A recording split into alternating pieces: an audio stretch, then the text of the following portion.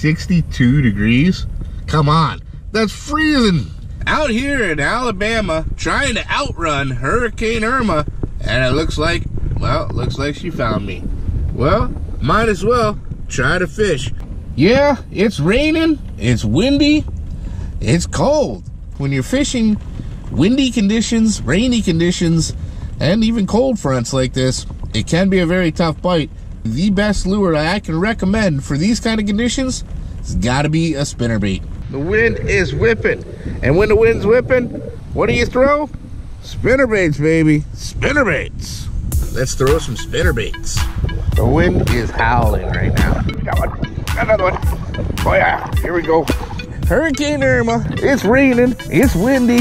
I ran away from it, but she found me in Alabama.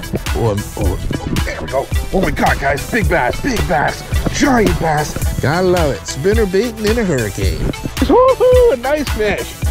Wow, Alabama, I love it. Yeah, buddy, nothing like it. Here we go, day 3 in Alabama, evacuating the hurricane that's ravaging Florida right now. The hurricane has been hammering Florida for the last couple days, and here in Alabama, the weather has been beautiful, but as you can see, looking at the sky, she's coming this way. We're gonna try a little bit here to see if we can't pick anything up before the storm actually hits us here. This hurricane is really gonna ravage Florida, and it's doing a heck of a job so far. We're all just in a complete panic over it. We're just stressed right out. They're just absolutely stressed out, worried about our loved ones that are still down there, our friends and our family, worried about our own home and our property. So what better way to relieve a little bit of stress and tension? Get out there and throw a line, do some fishing, just try to distract myself, get my mind off of what's happening down there today. It is cold. From what I'm used to in South Florida, it is very, very cold. It's only about 60 degrees this morning. And the rain is coming. It's actually just started to rain a little bit. Don't mind the audio, folks, because the wind's picking up and I'm freezing. I'm shaking. I know what you're all thinking, especially all you guys up north. Oh, you poor South Florida boys, you must be freezing, complaining about 60 degrees. It's true. It's true. We're spoiled. Poor South Florida boys. Started off in the morning throwing my whopper plopper, see if we can't get any action. Probably not the ideal spot or the ideal lure to be using right now. You know, typically first thing in the morning like this, I would recommend top water.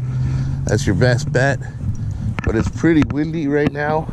Wind and top water don't generally go together unless you're talking about something like a buzz bait that really makes a lot of commotion. Well, whopper plopper makes a lot of commotion too, so I figured maybe try that. The main section of the lake that I really wanted to fish, the wind is really whipping up against that bank. There's a couple other spots I saw on the map that maybe I can get to on the other side of the lake that might be a little more protected. So rather than waste any more time, let's just head over that way. Much calmer on this side of the lake. Here comes that rain.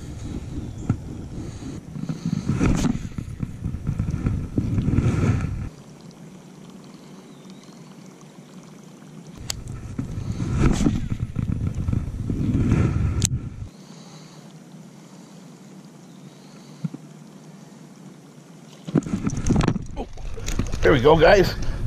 Our first fish, we got one. Little bass. What do we got? Oh, I think we got a little spot. Little spotted bass. He just hammered that. Don't try not to get the trebles in me, please, bud. All right, slow down. Hey, you get trebles in my hand, bud. There we go. Look at that, guys. Just a tiny little guy, but a spotted bass. Beautiful little spotted bass. And he hit that whopper plopper. I seen a couple little shad on the surface, and I've had a feeling they'd be out here. Thanks, buddy. Ooh, that was fun. Maybe where there's little ones, there's big ones. Yeah, there's little shad hitting the surface all over the place here. So there's definitely schools of shad back in here, and that's going to draw those spotted bass right in here to try to feed up on them. That's the thing with spotted bass, but they'll typically gonna school a little more than a largemouth will. So catching one little one like that probably is a good indication that there's quite a few more right in the area here.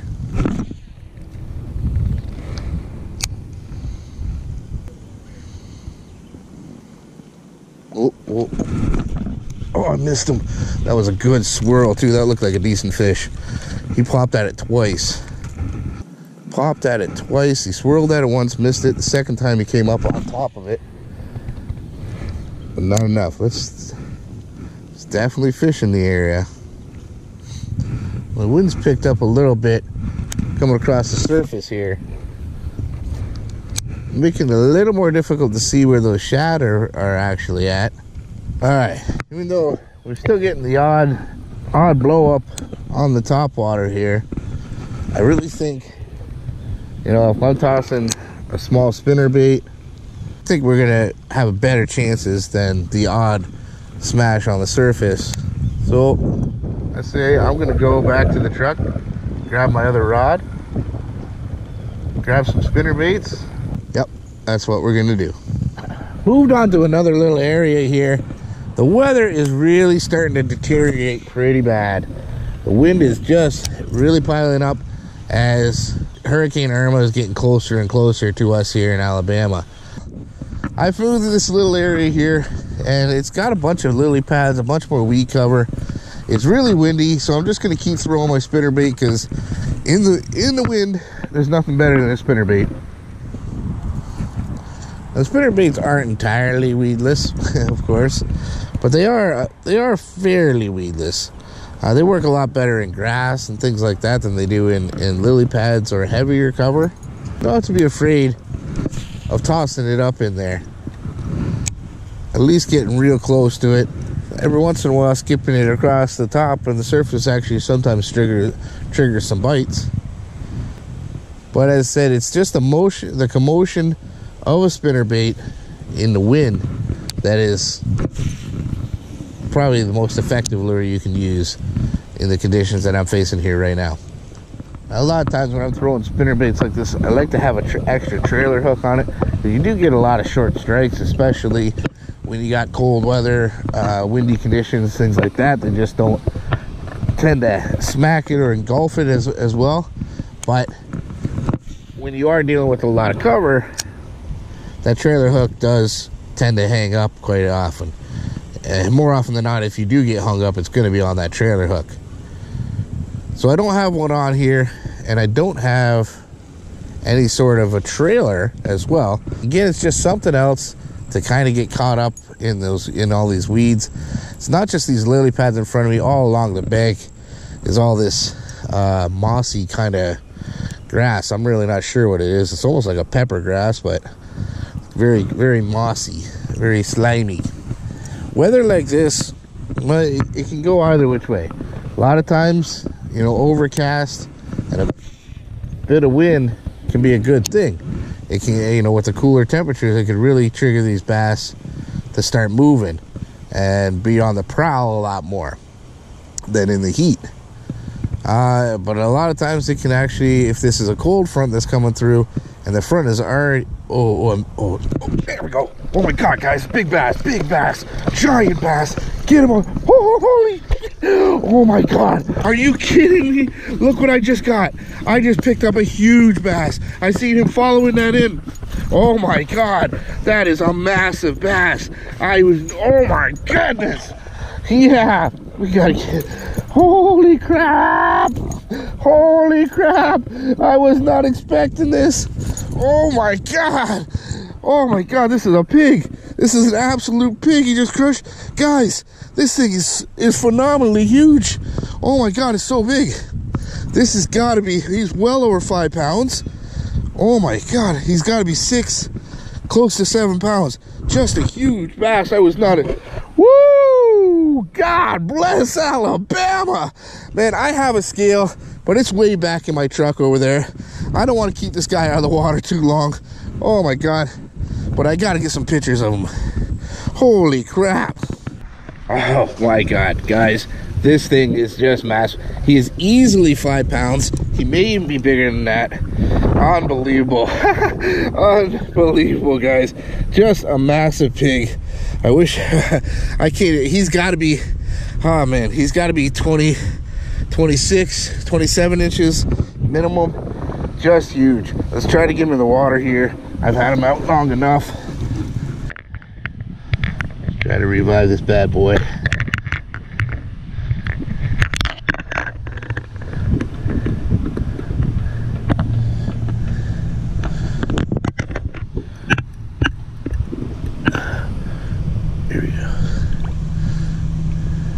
There he goes.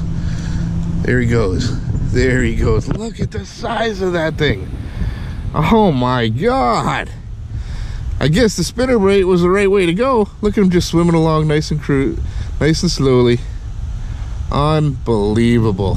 Unbelievable. Yeah, buddy. Let's go get another giant. Wow, Alabama. I love it. Oh my God, guys, that was incredible. I was not expecting that. I mean, after the day I've had with this kind of weather, I was just saying, you never know with weather like this. They're either going to be turned on or they're going to be turned off. I was bringing that spinnerbait along and I seen him following it right behind it. And it was right before the shore. Slammo. Oh my God. What a fish. What a fish. Alabama is awesome, guys. Are you kidding me? This place is gorgeous, it's beautiful, and it's loaded with giant fish. Awesome. Spinnerbait was definitely the right choice.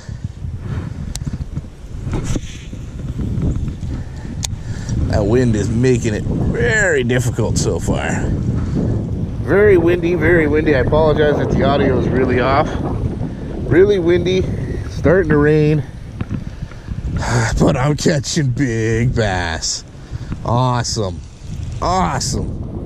Now when there's fish like that in here, I don't mind if it starts raining on me a little bit. I'm willing to get wet to catch fish like that.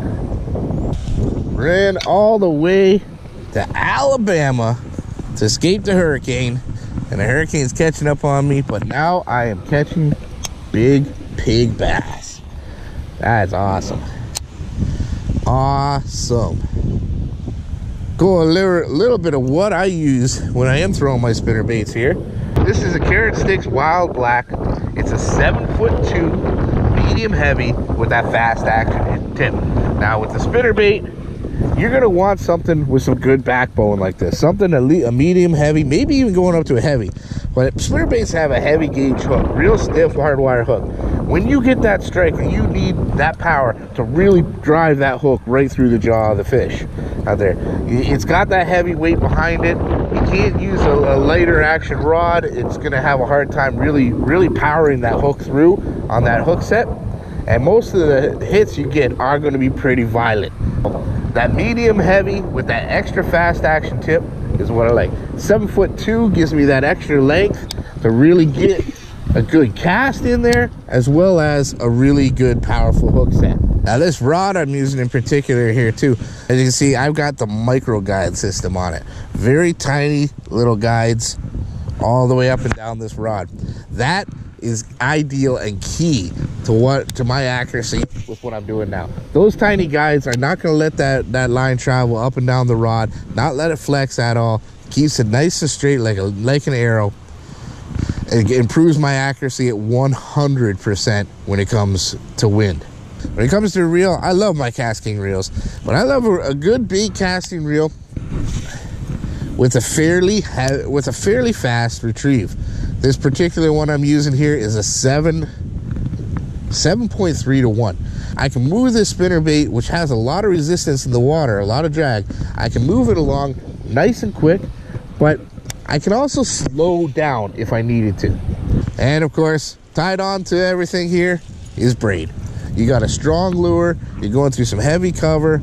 I use a nice heavy braid. I've got a 30-pound braid on here. It's an 8-strand braid, but it's smooth, and I can get some real good casting distance on it. But in today's conditions, against this wind, A heavier, thicker braid, like a 4-strand, might not be as effective. I wouldn't be able to cast against that wind because it does have that little bit more of a drag going through all the guides. So, an 8-strand braid, a 7'2" medium heavy to heavy, fast action rod, and a fast ratio reel is going to get you done real well in these conditions. Got another one. Oh yeah, here we go. This looks like a decent one. Another decent, woohoo, a nice fish. Nice bass. There we go. Spinner baits in the wind and the rain. Got me another one. This guy, this is long and skinny. Oh, this is a spot, guys. We got a spotted bass on this one. Much smaller mouth than your largemouths, but oh wow, did he hammer that? There it is. Beautiful. Not the giant that the other one was, but wow. Beautiful spotted bass. Got a lot of the colors very similar to a largemouth. Not quite as spotted as they typically are here, but you can tell how the dorsal fin actually touches here rather than two separate fins. And of course, a much smaller mouth. When you close their mouth, the top of the bottom of the jaw here is actually still in line with the eye. A largemouth will be behind the eye. Beautiful. Nice spotted bass. Nailed that. Nice size for the spotted bass in this area from what I'm being told. Let's let this guy go. Awesome. Beautiful fish. Beautiful fish. And he's gone. Yeah, buddy. Nothing like it. It's raining. It's windy. I got Hurricane Irma. I ran away from it, but she found me in Alabama. But I found bass. Gotta love it. Spinner baiting in a hurricane. Whew. I mean, it's raining now, guys. It is pouring rain. I'm gonna seek a little shelter. I don't mind getting wet, but I'm getting soaked. Absolutely soaked here. It's still cold. It's only about 65 degrees. That wind's whipping. And when I'm wet like this, my thin Florida blood is not used to this. We're gonna take a little break, sit in the truck, see if it calms down a little bit. Well, folks, back in the battle wagon again. Hurricane Irma, she caught up to me and she chased me. Well, chased me inside. I got tired of getting a little wet. It's raining hard, the wind's blowing, and it's cold. And that's enough for my Florida thin blood to say, that might be it for today. That's just the way it is. Fighting the hurricane, I ran all the way to Alabama, and it caught up to me anyway. Well, guys, I hope you enjoyed this. I hope you learned a little something. And if you did, make sure you smash the heck out of that like button. And leave a comment for me on anything else you'd like to see me film out here. I'll do my very best to make a video out of each and every one of those. But most importantly, guys, subscribe to that channel. And if you're already subscribed, well, stay subscribed because there's plenty more coming in Sawgrass Bass's future. One last time from Alabama, getting hit by Hurricane Irma, but slamming some giant pigs on spinnerbaits. It's Captain Mikey signing out. The future is bright. You keep those lines tight.